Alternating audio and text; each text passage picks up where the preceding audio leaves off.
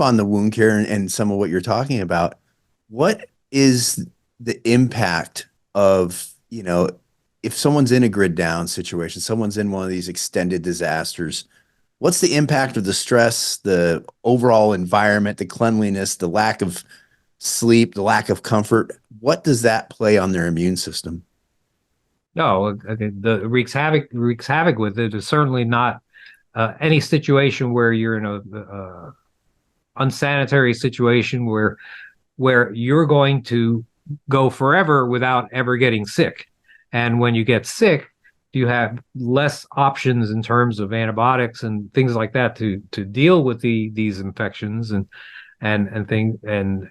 you end up winding with a bad outcome compared to what we would have in normal times. And so we're going to have people dying unnecessarily because of lack of antibiotics. And interestingly enough, I'm glad you mentioned that, because I was the first doctor to write about something called fish antibiotics. I don't know if you've ever heard of them, Yeah. but we not only were medical professionals, but we also raised tilapia in ponds, and we Lots had of fish. ornamental tropical fish too, and stuff like that.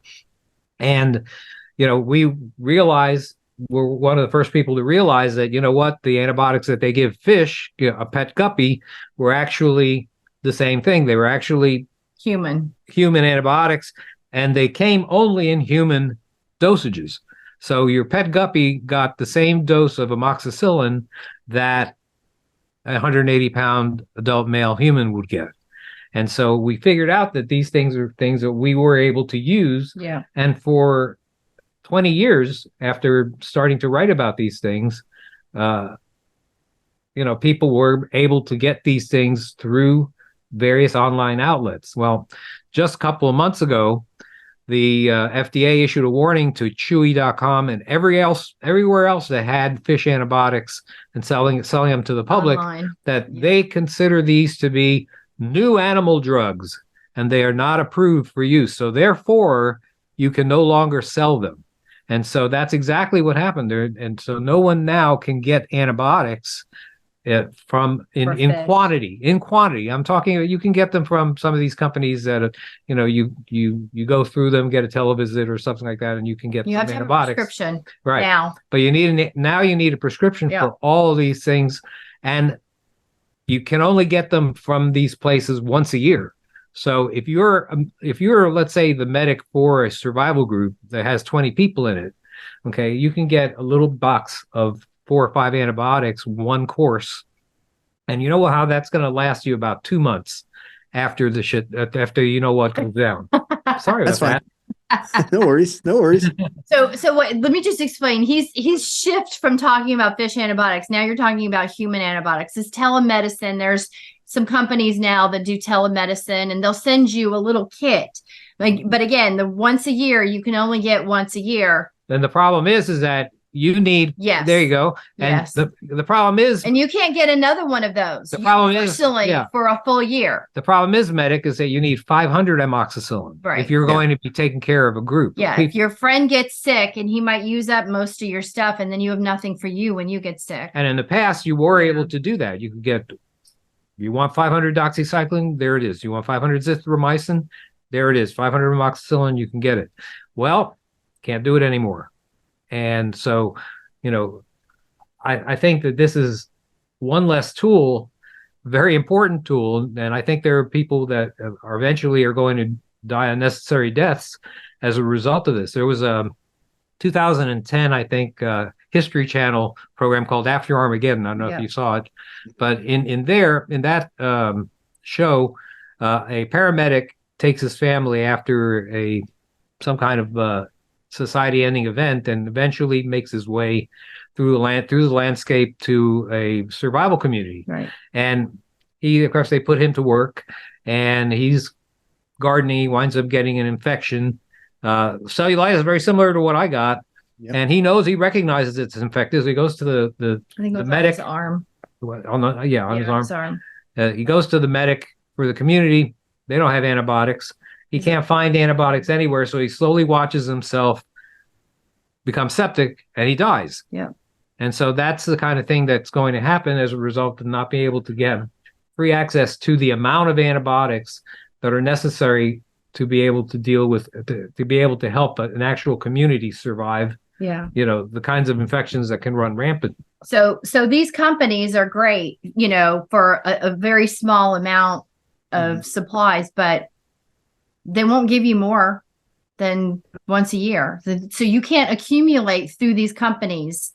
And it's very interesting that one of the companies has on their website, they talk about one of the founders, and he says he works very closely with the government. Oh, It's on the bio page. great. And I had been thinking, like, who really alerted this FDA? Who blew the made it whistle? so important to get rid of fish antibiotics? And I was like, oh, maybe you shouldn't say that you work closely with the government on your bio. I didn't know that. Yes. And I think it might be the one he held up. Well, but anyway, somebody really? has an interest. Somebody blew in the whistle. getting rid of the fish antibiotics. So who was that? So now fish are getting sick. Yes. Yeah, we have hundreds of fish. I mean, thankfully, I have tons of antibiotics. I was smart. I've got them. And I mean, we could, call in something. He could call in something for me, but most people can't do that. Right. They can't go to the store and just, pick up a prescription like we can. They don't have access to that. So who are they calling? You're going to call your vet and say, my guppy has, some white fungus on it. Can you help me out? And be like, right.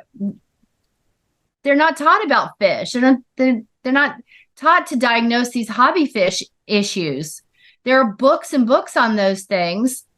And, we're, as the hobbyist, is supposed to figure that out and then give the right antibiotic for our little fishies.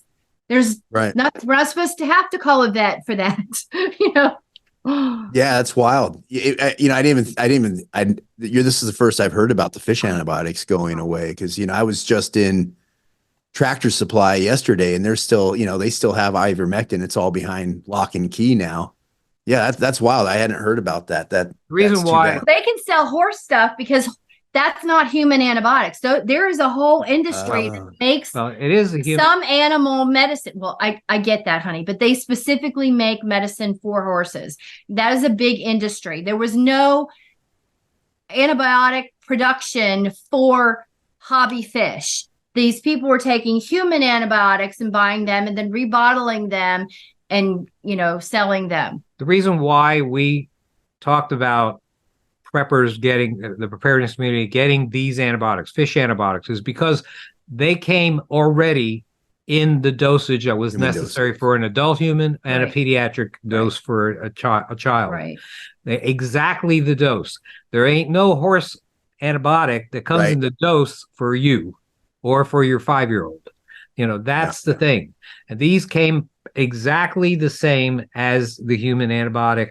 That, matter of fact, down to the color of the capsule and the numbers and letters on the pill itself. So these were easy because you didn't have to titrate them. It wasn't a dog antibiotic that you say, well, okay, let's see, my dog, this is for a 30-pound dog, so I got to take 6 times the dose, or a horse antibiotic that says, well, let's see, my horse weighs 980 pounds. Liquids too. Yeah, they're injectable, which doesn't last very long as far as a preparedness situation. The liquid stuff goes bad, so that's not even an option. Any of the liquid antibiotics. So wow, that's wild. It's a sad situation for the preparedness world. And it shouldn't surprise me. I guess I'm a little bit surprised, but it shouldn't surprise me. People always ask, they say, hey, and this kind of goes off on the medicine tangent. They say, hey, I'm diabetic, or, type 2 diabetic, or I'm this, I take these pills.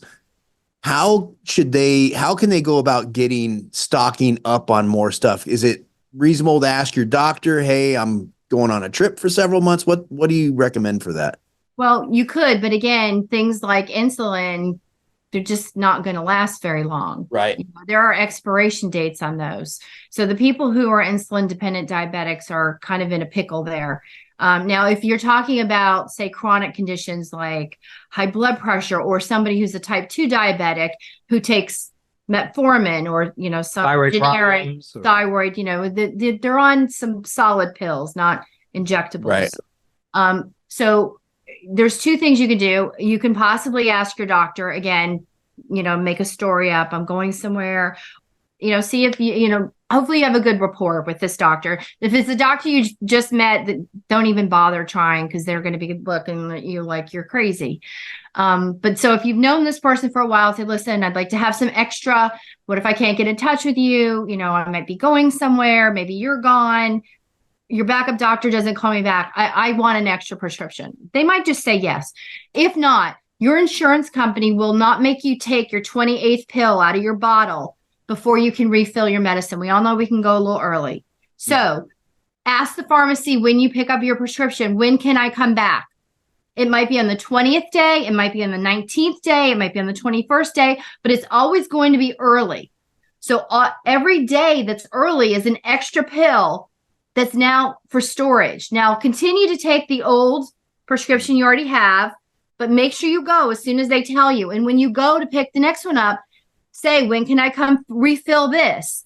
Every time you do that and you have 7 to 10 pills extra, always take the old. We know you're rotating food storage. Take the old pills first.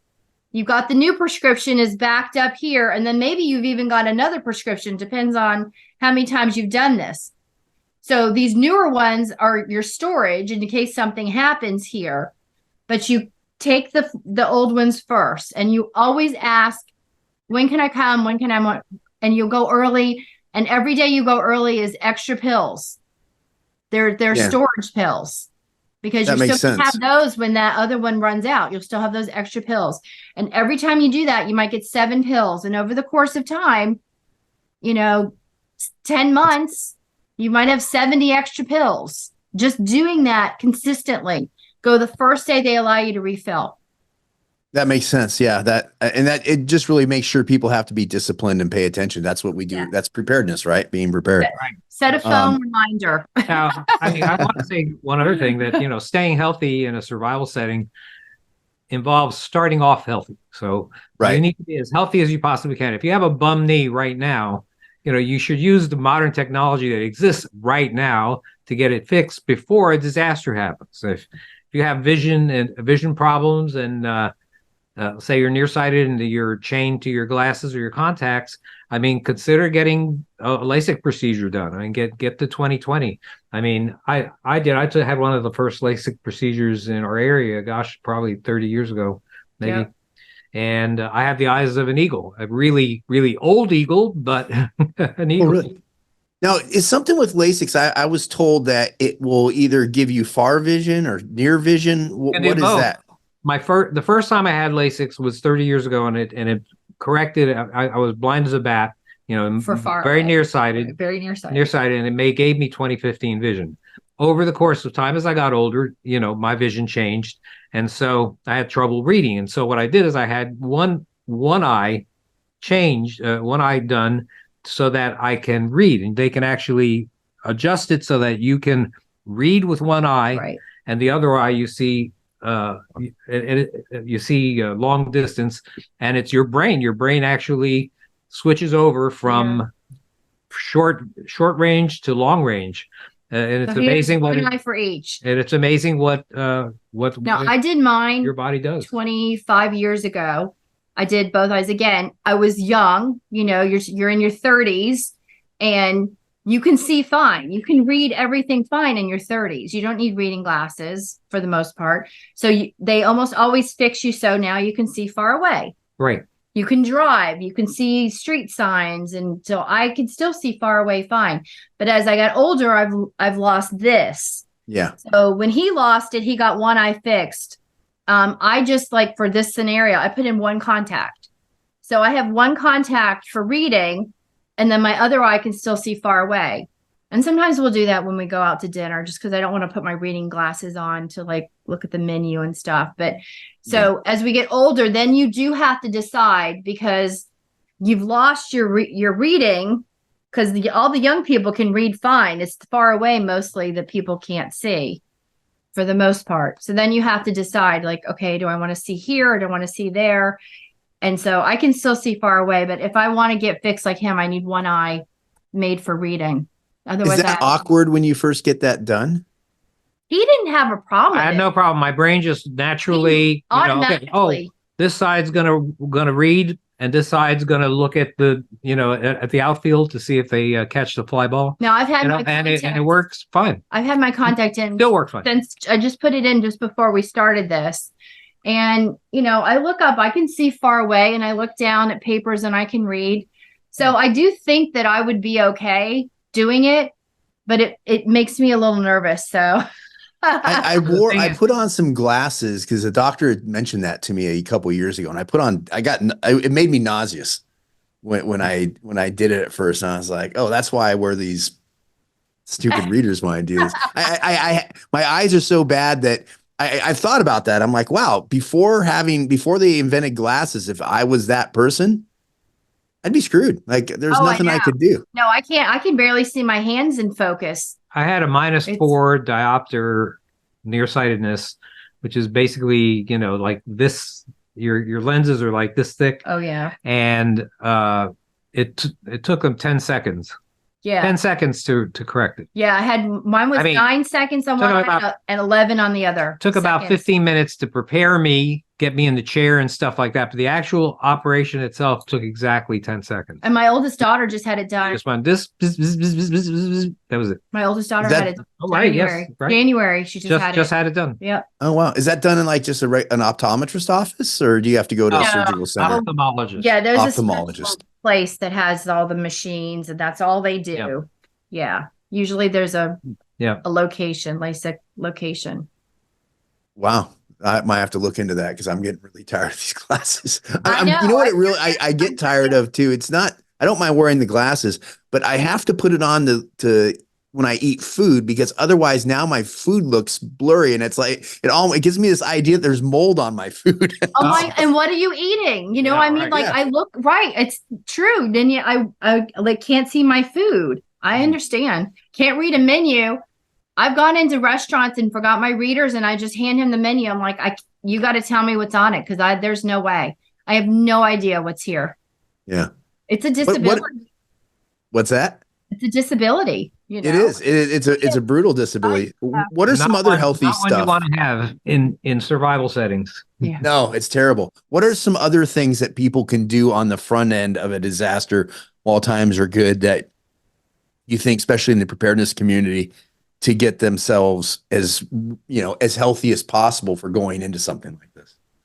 Well, I mean, I think that some things that are important to do is to, be active, exercise. You need to make sure that you have a good set of vitamins in your system. You may want to take a multivitamin. I think that's a good idea. I think that people should have multivitamins as part of their survival medicine cabinet as well, because in a survival setting, what's going to happen is you're going to have dietary restrictions based on what's there, right, and it may not give you all the vitamins that you need. So you don't want to wind up getting scurvy simply because you didn't buy a bottle of multivitamins that had vitamin C in it. I mean, you don't have to take these things every day like they tell you to. You can take them once a week, and that would probably be enough to prevent you from suffering any hypovitaminosis or vitamin deficiency. That I think is something that people don't do. I mean, that's one of the mistakes I think people don't do, is they don't get the right over-the-counter medicines, over-the-counter supplements that might be able to improve their chances of survival.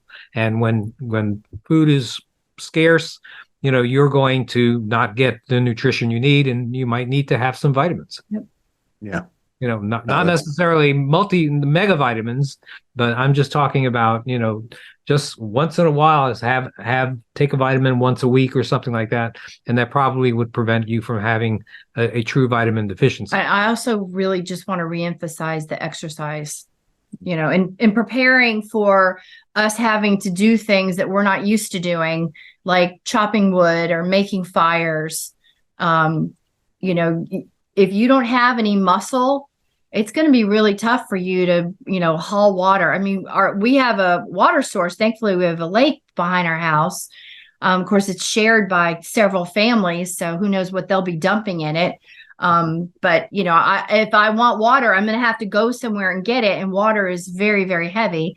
So definitely getting in shape as much as you can is really, really important. And also, go ahead. No. And also being aware, knowing how to do some basic things, you know, knowing the proper way to actually chop wood would probably be a good idea, so you don't get wood chips. Getting some safety equipment for it. Personal protection gear. Yep. You know, so you don't get wood chip in your eye. You know, if you're going to be using an axe, you maybe want to have hand protection so you don't cut your hand. You know, I mean, there are a lot of different things. You want to, know how to make a fire so you don't wind up burning yourself. Exactly. I mean, these are things that people don't really practice. Maybe you're a camper and you do, but you would be part of a small minority of people that actually do this on a regular basis. And when people don't have a lot of experience doing things, what happens is they wind up getting injured. Yeah. Or they maybe not know that the kids shouldn't be that close to the fire, and their kid gets burned, or things like that. I mean, these are things that, a lot of people just don't think about. And it's important because prevention, an ounce of that prevention is worth a pound of any cure, and it'll relieve headaches for the medic and maybe heartaches in some cases. So supplies. So we're talking about getting supplies, right? And that's what people don't realize is that in a true long-term disaster, you need to have lots and lots of supplies, and people greatly underestimate the amount of medical supplies that they need. Throw a liter of water on the floor and imagine that it's blood, and take your gauze and that you happen to have in your medical kit and sop it up. I bet you have gone through your entire survival storage of gauze, and you still probably haven't sopped up the entire thing. So you don't have enough supplies. I'm telling your audience right now, you don't have enough supplies. I often talk to preppers who have, several firearms and, thousands of rounds of ammunition. They got the beans and the bullets. Make the holes. Yeah, they got the beans and the bullets, but they sorely lack the bandages. I mean, they have. Most people have just a single IFAK. They don't realize that they're going to have to deal with multiple injuries and illnesses over time, and this means that supplies are going to be expended before you know it, especially if it's more than just you. Right. I mean, an extended family, a mutual assistance group, big group, going to need multiples of each item. Yep. People also don't realize the medic needs to learn how to treat not just the sexy, sensational issues like, massive bleeding and things like that. You need to know how to stop bleeding, but you need to know how to treat blisters. You need to know how to deal with rashes, athlete's foot, things like that. It isn't all gunfights at the OK Corral. Right. You need more than just military style tourniquets in your medical kit to deal with most of the stuff that you're going to be faced with as the medic. I mean, there are simple items that can be helpful: a gold bond powder, Lotrimin, hydrocortisone cream. All of this stuff should be part of the survival medicine cabinet. Yep. Yeah, no, that's all stuff I carried. It was, you mentioned the bandages, and I've told people when I've taught different classes, it's on the outside of my aid bag when I was overseas, I had a towel. I was like, that's what you need to sop up blood. Like, you're going to dump you could have your backpack full of gauze. You're going to dump it if somebody gets a serious injury. You're going to lose all that gauze. So, carry a towel. And like you mentioned, the gold bond and all that stuff, you'll use that stuff more often than you'll use any tourniquet that you have. Not that, tourniquets are they're obviously good to have. I hope. Yeah. Right. Yeah. That's true.